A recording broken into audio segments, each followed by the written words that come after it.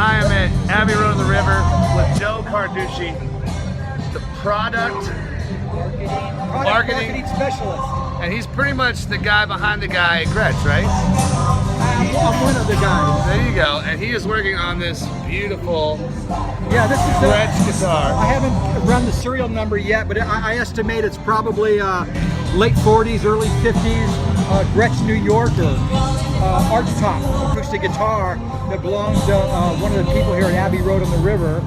And we just started a conversation and said, hey, I got this old Gretsch guitar that, you know, I love the guitar, but I'm not playing it much because it doesn't play well. I said, you know, he lived locally. I said, hey, bring it in, let me look at it. So fret job. Yeah, so yeah, the bottom line, I just needed a fret job. Somebody had put new frets on it, but didn't level the frets. Okay, so that's the key. That's the key. So How do you level? So what I do is I go through the entire fretboard with a small straight edge and find all the high spots. And of course, just by putting the straight edge on here, where it rocks, you know, you find the high frets. So let's say if this third fret right here was too high, I get a Sharpie pen and mark the frets on each end of it.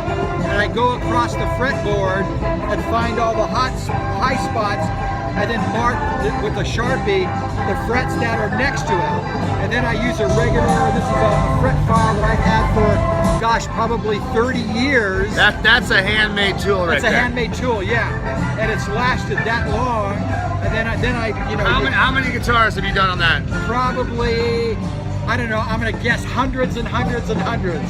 Literally in 30 years. So that's the kind of love that Gretsch gives to just a guy at the festival who had an awesome guitar and needed some work. It doesn't do any good if you can't play it. So, and I'm not charging him. I'm just doing it just to get the guitar up and happening so he can enjoy it.